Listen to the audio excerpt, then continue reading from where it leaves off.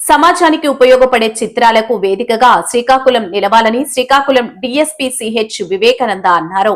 సోమవారం స్థానిక డీఎస్పీ కార్యాలయంలో ఆయన మాట్లాడుతూ, సమాజానికి ఉపయోగపడే చిత్రాలకు వేదికగా శ్రీకాకుళం నిలవాలి. శ్రీకాకుళం డీఎస్పీ సిహెచ్ వివేకానంద సిక్కోలు లఘు చిత్రోత్సవ పోటీలు. సమాజానికి ఉపయోగపడే చిత్రాలకు వేదికగా శ్రీకాకుళం నిలవాలని శ్రీకాకుళం డీఎస్పీ సిహెచ్ వివేకానంద అన్నారు. సోమవారం స్థానిక డీఎస్పీ కార్యాలయంలో ఆయన మాట్లాడుతూ, శ్రీకాకుళం జిల్లా నుండి ఎందరో కళాకారులు నాటక రంగంలో చిరస్థాయిగా నిలిచారని, యువతకు సందేశాత్మక మార్పును కలిగించే విధంగా పీకే ఎంటర్టైన్మెంట్ యూట్యూబ్ ఛానల్ గతంలో కొన్ని చిత్రాలను నిర్మించి చైతన్యం కలిగించిందన్నారు. జిల్లా యువతలో ఉన్న ప్రతిభను గుర్తించడానికి మణిపాత్రుని క్రియేటివ్ అకాడమీతో కలిసి సంయుక్తంగా లఘు చిత్రాల పోటీలను నిర్వహిస్తున్నారని, ఎటువంటి రుసుము లేదని, వారిచ్చిన అంశాలపై లఘు చిత్రాలను నిర్మించి వారికి అందజేయాలన్నారు. యువత మత్తు పదార్థాలకు బానిసలు కావటం వలన కలిగే దుష్ప్రభావాలు, నివారణ చర్యలు, తల్లిదండ్రుల గొప్పతనం, యువతపై సోషల్ మీడియా ప్రభావం, శ్రీకాకుళం జిల్లా గొప్పతనం, మానవ అక్రమ సంబంధాలు, వాటి ప్రభావాలు, బాల నేరాలు, పరివర్తన, సంస్కరణ వంటి సందేశాత్మక సామాజిక స్పృహ గల అంశాలున్నాయని, ఈ సదావకాశాన్ని శ్రీకాకుళం యువత సద్వినియోగం చేసుకోవాలని ఆకాంక్షిస్తూ లఘు చిత్రాల పోటీల కరపత్రాన్ని విడుదల చేసి శుభాకాంక్షలు తెలియజేశారు. ఈ పోటీలలో పాల్గొనాలనుకునేవారు తమ వివరాలను అక్టోబర్ 2వ తేదీ నుండి అక్టోబర్ 18వ తేదీ లోపల నమోదు చేసుకోవాలని, పూర్తి వివరాలకు చరవాణిని 9381706788 సంప్రదించాలన్నారు.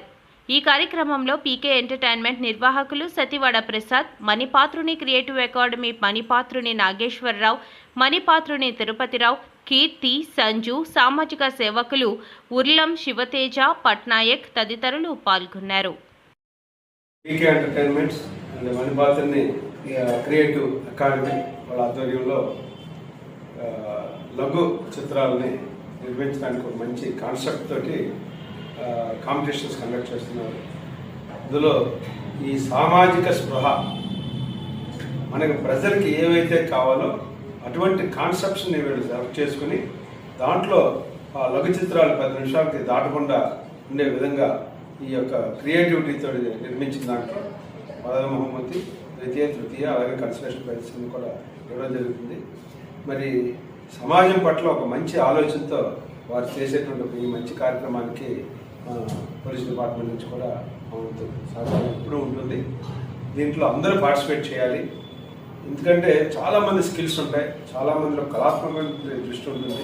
వాళ్ళు ఎంకరేజ్ చేసే ప్లాట్ఫామ్ లేక ఎంతోమంది కళాకారులు వెనకబడిపోతున్నారు.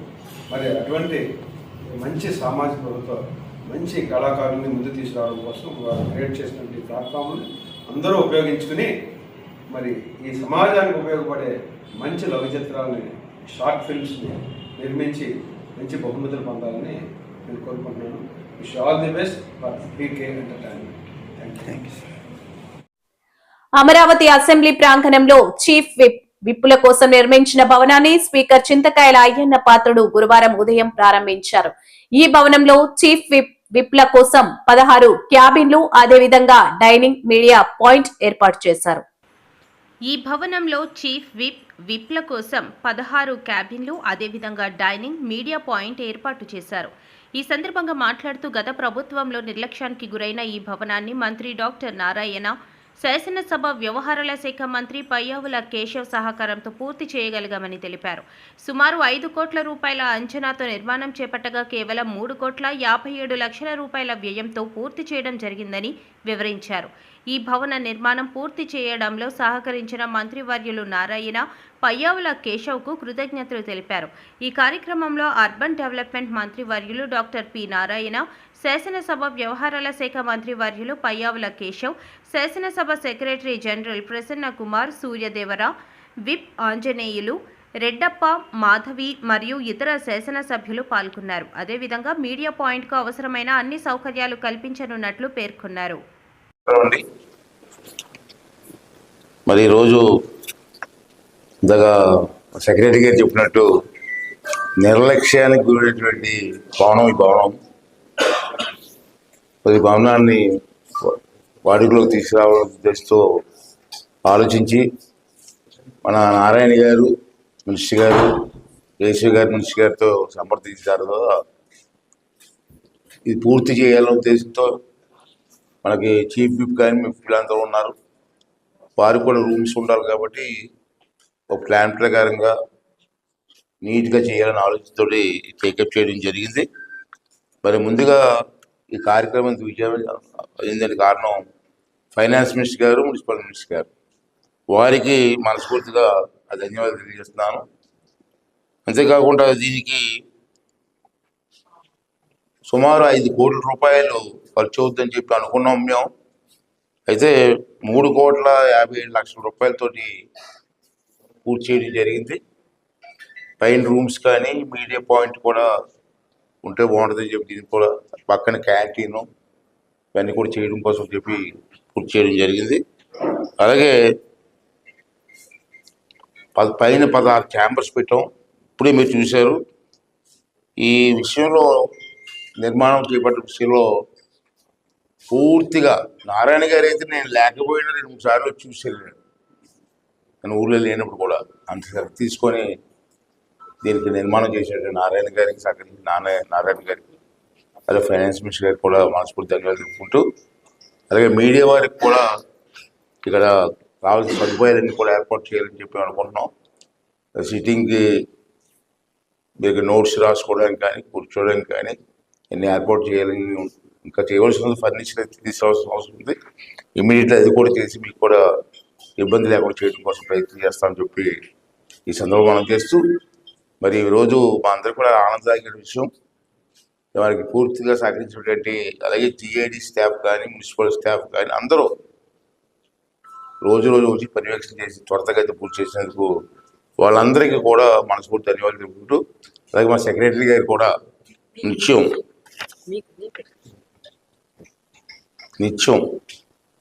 పర్యవేక్షణ చేసి కార్యక్రమాలను పూర్తి చేసినందుకు సహకరించినందుకు అందరికీ కూడా మనస్ఫూర్తిగా ధన్యవాదాలు తెలుపుకుంటానండి.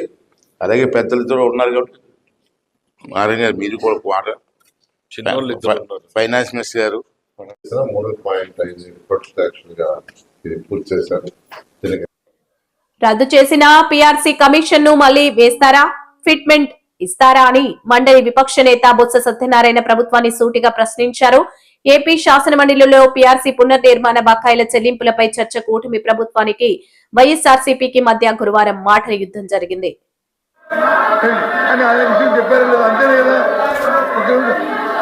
ఎందుకు మరి పులివెందుల ఎమ్మెల్యే ఉన్నప్పుడు ఆయన మాజీ ముఖ్యమంత్రి తెలియదు అధ్యక్ష, ఎందుకు చెప్పట్లేదు?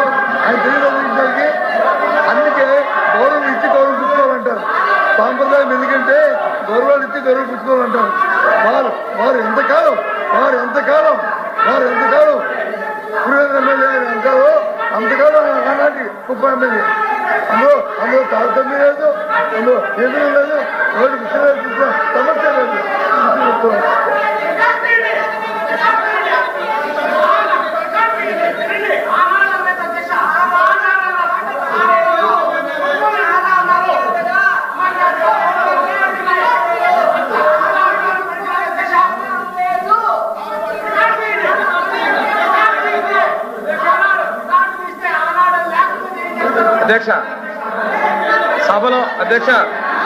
సభలో సభ్యులు కొంతమంది గురించి గౌరవం, మీరు ప్యానల్ స్పీకర్ ఉన్న మిమ్మల్ని అధ్యక్షాన్ని పిలుస్తున్నాం. అది సభ గౌరవ సాంప్రదాయాలు. గౌరవ ముఖ్యమంత్రి గారిని పట్టుకొని, అంటే ముఖ్యమంత్రి గారు శాసనసభ్యులే కాదను, గౌరవ ముఖ్యమంత్రి గారిని సంబోధించేటప్పుడు గౌరవ ముఖ్యమంత్రి గారిని చెప్పకుండా కుప్పం ఎమ్మెల్యే అంటాం. వారి యొక్క అజ్ఞానం అనుకోవాలో దాన్ని ఏమనుకోవాలో అది కావాలని మాట్లాడుతారు అధ్యక్ష. ఈ రికార్డులు తొలగించాలి, వారి మీద చర్యలు తీసుకోవాలి అధ్యక్ష. ఇది సంప్రదాయం అధ్యక్ష. మీరు ప్యానల్ చైర్మన్ గా ఉన్నప్పుడు మేము అధ్యక్షాన్ని పిలుస్తున్నాం, బయట ఉన్నప్పుడు సభ్యులుగా మాట్లాడతాం అధ్యక్ష. అది కొన్ని సాంప్రదాయాలు అధ్యక్ష. స్పీకర్ కి మనకి ఇచ్చినప్పుడు ముఖ్యమంత్రి గారిని గౌరవ ముఖ్యమంత్రి సంబోధించకుండా చేయడం అనేది వాళ్ళ యొక్క కుయుక్తుల అధ్యక్ష. ఇది అనాగరిక రికార్డ్స్ తొలగించాలి, వారి మీద చర్యలు తీసుకోవాలి అధ్యక్ష. కూర్చోండి. సోమిరాజు గారు, అందరూ ఇది శాసన మండలి కాబట్టి మనం ఆ గౌరవాన్ని మనం అందరం కూడా పొందే ప్రయత్నం చేద్దాం. ఒక ముఖ్యమంత్రి గారిని కుప్పం శాసనసభ్యులు ఆనాటి ఈనాటి అనేది కాదు, ఇప్పుడు ఎవరు, ఇప్పుడు ఆయన అన్నారు కాబట్టి చెప్తున్నా, ఇప్పుడు వారు ముఖ్యమంత్రి, ఇప్పుడు వారు ముఖ్యమంత్రి, ఆ శబ్దాన్ని వారు వినియోగించాలి. అది కాకుండా వారు వేరే మాట్లాడి కుప్పం శాసనసభ్యుడు ఈనాటి ముఖ్యమంత్రి గారిని అనేటువంటి పదాన్ని వెంటనే తొలగించాలి. అలాంటి ఒకరిని రెచ్చగొట్టేటువంటి విషయాల్ని మాట్లాడడం ఎట్టి పరిస్థితుల్లో కూడా సంప్రదాయం కాదు అధ్యక్ష. సభ గౌరవంగా జరిపించండి, మీరు దయచేసి నిర్ణయం తీసుకోండి అధ్యక్ష. ఎస్ మాధవ్ గారు. పెద్దలు అధ్యక్ష, పెద్దలు గౌరవనీయులు వీర్రాజు గారు చెప్పిన దానికి అధ్యక్ష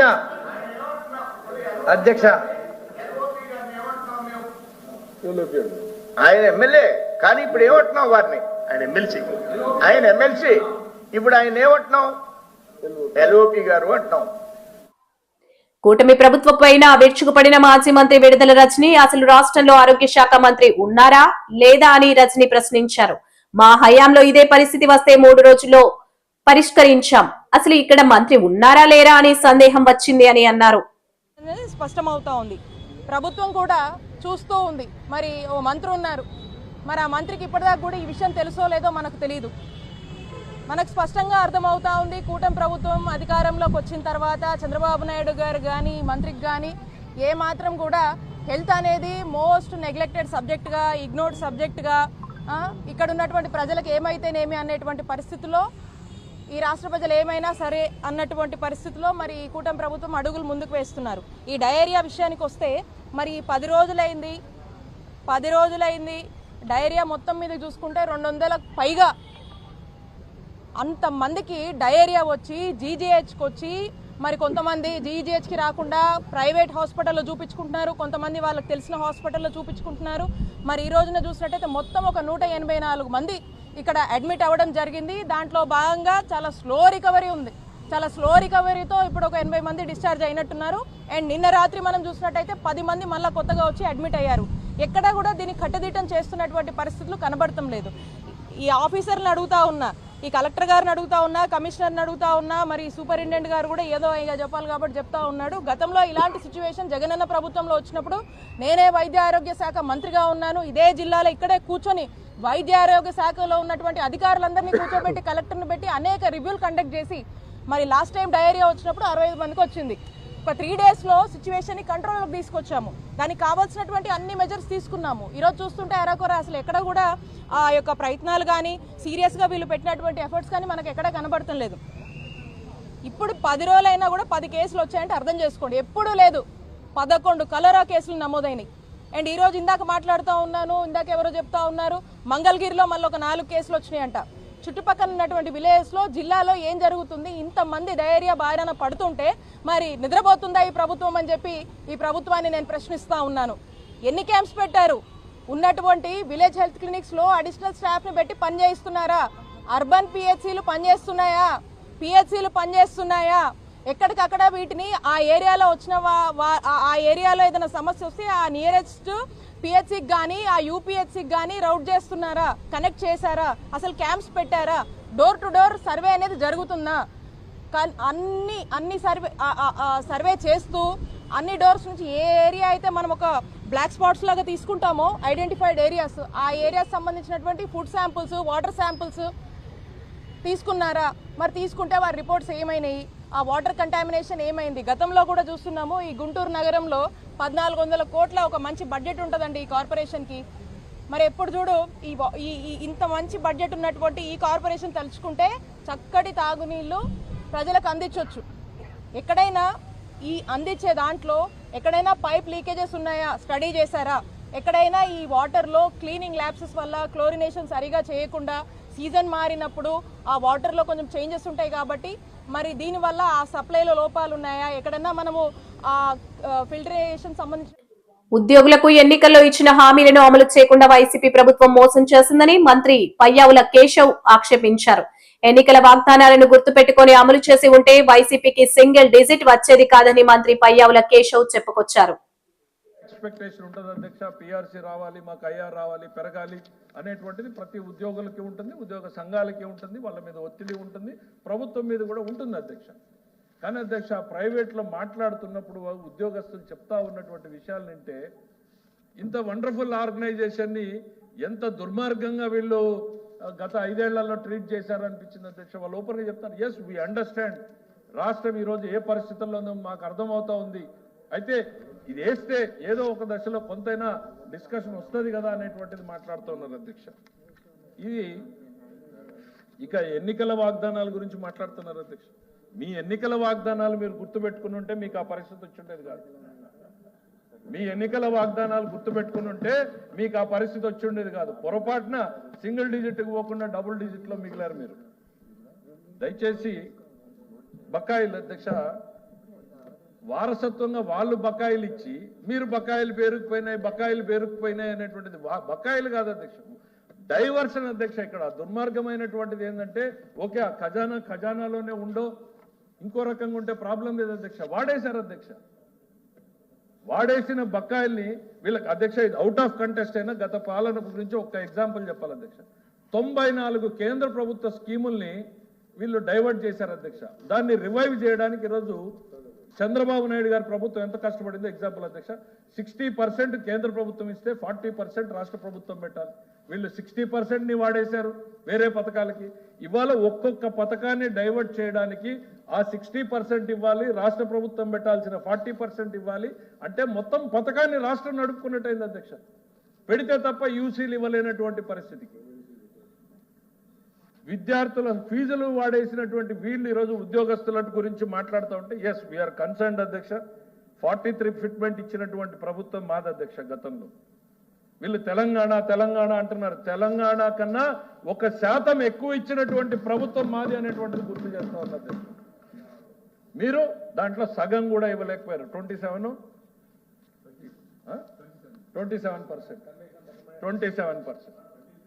23 ఇదే అధ్యక్ష. రివర్స్ పిఆర్సీ ఇచ్చిన వీళ్ళు ఈ రకంగా మాట్లాడడం కరెక్ట్ కాదు అధ్యక్ష. చివరిలో వాళ్ళ ప్రశ్న అడిగారు అధ్యక్ష, ఎంత ఉన్నాయి అనేటువంటిది. మేము ఎంత పే చేసాం ఈ గవర్నమెంట్ వచ్చిన తర్వాత అంటే అదర్ దాస్ రొటీన్గా పోయేవి కాకుండా 24-25 మధ్యలో 11,496 కోట్ల రూపాయలని పే చేయడం జరిగింది.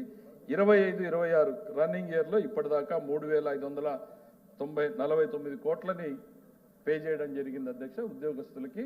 ఆ విషయాన్ని సభ్యులు అడిగినటువంటి ప్రశ్నకు సమాధానంగా చెప్తూ మేము మళ్ళీ రిపీట్ చేసేది ఒకటే అధ్యక్ష, it is under active consideration. ఈ ఉద్యోగుల పట్ల ఈ ప్రభుత్వాన్ని నడిపించడంలోనూ ప్రజలకి ప్రభుత్వ పథకాలని చేరువ చేయడంలోనూ ఉద్యోగస్తుల పాత్ర ఏంటి అనేటువంటిది మాకు ఇప్పుడు కాదు, చంద్రబాబు నాయుడు గారు గవర్నెన్స్లో వచ్చినటువంటి తొలి రోజు నుంచి కూడా మాకు క్లారిటీ ఉంది అధ్యక్ష. ఈ రాష్ట్రాన్ని నడిపించడానికి రాజయ్యపేటలో బల్క్ డ్రగ్ ఏర్పాటును వెంటనే రద్దు చేయాలని సిపిఎం జిల్లా కార్యవర్గ సభ్యుడు శంకర్రావు గురువారం డిమాండ్ చేశారు. నక్కపల్లి ప్రాంత పర్యటనకు వెళ్తున్న సిపిఎం జిల్లా కార్యదర్శి కోటేశ్వరరావును యలమంచిలి వద్ద పోలీసులు అక్రమంగా అరెస్ట్ చేయడాన్ని ఖండిస్తూ అనకాపల్లి ఆర్టీసీ కాంప్లెక్స్ వద్ద నిరసన తెలిపారు. పెట్టాలని చెప్పేసి కేంద్ర ప్రభుత్వం అనుమతులిచ్చింది. ఆంధ్రప్రదేశ్, గుజరాత్, హర్యానా ప్రాంతాల్లోని 3 ప్రాంతాల్లో బల్క్ డ్రగ్ కంపెనీలకు అనుమతులు ఇచ్చారు. మన రాష్ట్రంలో కాకినాడ జిల్లాలోని కొండంగి ప్రాంతంలో ఈ బల్క్ డ్రగ్ కంపెనీలు పెట్టాలని చెప్పి ప్రభుత్వం భూమి సేకరణ చేస్తే ఆ ప్రాంతంలో ఉన్న ప్రజలు తిరగబడి మందుల కంపెనీలు మా ప్రాంతంలో పెట్టొద్దు, ఈ భూముల్ని మందుల కంపెనీలకు ఇవ్వం అని చెప్పేసి కొండంగి ప్రాంతంలో ఉన్న రైతులందరూ తిరగబడ్డారు. ఆ రోజున్న తెలుగుదేశం పార్టీ కానీ జనసేన పార్టీ పవన్ కళ్యాణ్ గారు బల్క్ డ్రగ్ కంపెనీని కాకినాడ కొండంగిలో పెట్టొద్దని చెప్పేసి వాళ్ళందరూ గొడవలు పెట్టారు. ఆ బల్క్ డ్రగ్ కంపెనీ ఈ రోజు నక్కపల్లి ప్రాంతానికి వచ్చింది. ఈ నక్కపల్లి ప్రాంతంలోని బల్క్ డ్రగ్ కంపెనీలు రావడం అంటే ఆ ప్రాంతంలో కుంపట పెట్టడమే. అణుబాంబు లాంటి బల్క్ డ్రగ్ కంపెనీలు ఈరోజు ప్రజల ప్రాణాలతోటి చెలగాటం ఆడుతాయి. ఏ పరవాడు అచ్యుతాపురంలో ఉన్న కంపెనీలతోటి కాలుష్యం విపరీతంగా పెరిగింది. అటువంటిది ప్రమాదకరమైన బల్క్ డ్రగ్ కంపెనీలు నక్కపల్లిలో 100 కంపెనీలు ఈరోజు రాబోతున్నాయి. దీనివల్ల చుట్టుపక్కల ప్రజానీకానికి అనారోగ్యాలు పాలవుతారు. మత్స్యకారులకి చేపల సముద్రంలో వేట ఉండదు. దీనివల్ల మత్స్యకారుల జీవనోపాధి పోతుంది. ఆ ప్రాంతంలో ఉన్న మత్స్యకారులు పోరాడుతున్నారు. ప్రతిపక్షంలో ఉన్నప్పుడు అనిత గారు మంత్రి గారు చెప్పారు, ఈ ప్రాంతంలో బల్క్ డ్రగ్ కంపెనీ పెడితే మొదటగా నేనే ధర్నా కూర్చుంటాను, ఆ కార్మికులకు ప్రజలకు మద్దతుగా నేను ఇక్కడ ఉంటానని చెప్పారు. మరి అనితమ్మ గారు ఇప్పుడు ఎక్కడికి పోయారు? ఆ కంపెనీలకు అమ్ముడిపోయారా? ఈ రోజు పరిశ్రమలు తీసుకురావడానికి ఈ ప్రాంతం అభివృద్ధి అవుతానని చెప్తున్నారు. ప్రతిపక్షంలో ఉన్నప్పుడు ఒక మాట, అధికారుల పక్షంలోకి వచ్చినప్పటికీ ఇంకో మాట ఈ రోజు మాట్లాడడం తెలుగుదేశం కూటమి ప్రభుత్వం సరైనది కాదని చెప్పేసి సిపిఎం పార్టీ ప్రకటిస్తుంది. ఈ రోజు సిపిఎం కార్యదర్శి కోటేశ్వరరావు గారు నక్కపల్లి ప్రాంతం వెళ్తుంటే ఎలమంచల్లో అక్రమం కాల్చడం చేశారు. అంటే ఇది ప్రజాస్వామ్య దేశమా లేక నియంత్రితమా అని చెప్పేసి మనం అడుగుతా ఉన్నాం. జగన్ కాలంలో నేను నిర్బంధాల మీద గొగ్గోలు పెట్టిన తెలుగుదేశం వాళ్ళు ఈ రోజు ఎందుకని ఉద్యమాల మీద నిర్బంధం పెడతా ఉన్నారు? మీరు నిర్బంధం పెట్టడానికి బల్క్ డ్రగ్ పార్క్ ఏర్పాట్లను ప్రభుత్వం ఉపసంహరించుకునే వరకు వెనక్కి తగ్గేదే లేదు అని సిపిఎం జిల్లా కార్యదర్శి వర్గ సభ్యుడు అప్పలరాజు స్పష్టం చేశారు. బుధవారం రాత్రి రాజయ్యపేటలో మీడియాతో మాట్లాడారు. 11 రోజులుగా శాంతియుత దీక్షలు చేస్తున్న హోంమంత్రి అనిత పట్టించుకోవడం దారుణమన్నారు. నక్కపల్లి మండలం రాజీపేట ప్రాంతంలో ప్రభుత్వం బల్క్ డ్రగ్స్ పార్క్ ఏర్పాటు చేయడానికి సన్నాహాలు చేస్తా ఉన్నారు. బల్క్ డ్రగ్స్ పార్క్ ఏర్పాటు చేస్తే మత్స్యకారుల యొక్క ఉపాధి తీవ్రంగా కోల్పోయి భావితరాల భవిష్యత్తు అంధకారమయమైనటువంటి పరిస్థితి ఉందని చెప్పి ఎట్టి పరిస్థితుల్లో మా రాజీపేట పరిసర ప్రాంతాల్లో బల్క్ డ్రగ్స్ పార్క్ ఏర్పాటు చేయొద్దని చెప్పి ఈ నెల 14వ తేదీ నుంచి అంటే ఈ వాటికి 11 రోజులుగా శాంతియుతంగా రిలే నిరాహార దీక్షలు చేయడం జరుగుతూ ఉంది. ఒక పక్క రాష్ట్ర అసెంబ్లీ సమావేశాలు జరుగుతూ ఉన్నాయి. ఈ రాష్ట్రంలో అనకాపల్లి జిల్లాలో పాయకరాపేట నియోజకవర్గంలో ఒక పెద్ద పోరాటం. 10,000 మంది మత్స్యకారులు నివసిస్తున్నటువంటి ఈ గ్రామంలో శాంతియుతంగా జరుగుతున్నటువంటి ఈ పోరాటం పట్ల ఈ పాయకరాపేట నియోజకవర్గానికి ప్రాతినిధ్యం వహిస్తున్నటువంటి రాష్ట్ర హోంమంత్రి గారు రాష్ట్ర అసెంబ్లీలో కనీసమైనటువంటి మాట కూడా మాట్లాడలేదు. అసెంబ్లీలో అనేక రకాల సమస్యల మీద చర్చలు జరుగుతూ ఉన్నాయి. చిన్న చిన్న సమస్యల మీద కూడా చర్చలు జరుగుతూ ఉన్నాయి. అటువంటిది 10,000 మంది నివసిస్తున్నటువంటి ఈ ప్రాంతంలో బల్క్ డ్రగ్స్ పార్క్ ఏర్పాటు చేయొద్దని చెప్పి 11 రోజులుగా మత్స్యకారులు వేట మానుకొని పనులు మానుకొని రిలే నిరాహార దీక్షలు జరుపుతా ఉంటే ఎందుకు హోంమంత్రి గారు స్పందించరు, ఎందుకు రాష్ట్ర అసెంబ్లీలో చర్చించరని చెప్పి ఈవేళ ఆవేదన చెందినటువంటి మత్స్యకారులు, తీవ్రమైనటువంటి ఆందోళన చెందినటువంటి మత్స్యకారులు ఈవేళ పనులు జరుగుతున్నటువంటి ప్రాంతంలో రాత్రి ఇప్పుడు సుమారు 10 అవుతున్నా సరే ఈ టైంలో శాంతియుతంగా రిలే నిరాహార దీక్షలు చేయడం జరుగుతూ ఉంది, ధర్నా చేయడం జరుగుతూ ఉంది, పోరాటాన్ని ఉధృతం చేస్తామని చెప్పి సందర్భంగా ప్రకటించడం అనేది జరుగుతూ ఉంది. వెంటనే రాష్ట్ర హోంమంత్రి గారు స్పందించాలి, మత్స్యకారులకు న్యాయం చేయాలి. ఎందుకంటే ఈ నియోజకవర్గంలోనే అత్యంత పెద్ద సమస్య ఇది. ఆమెకి బాధ్యత ఉంది. పాయకరాపేట నియోజకవర్గంలో ఉన్నటువంటి 4 మండలాల్లో అన్ని గ్రామాల కంటే అత్యంత మెజార్టీ ఇచ్చి గెలిపించినటువంటి రాజీపేట గ్రామం. ఈ గ్రామ ఆడపిల్లగా ఆమెని స్వాగతించారు, అభిమానించారు, హక్కును చేర్చుకున్నారు, ఆశీర్వదించారు. అటువంటి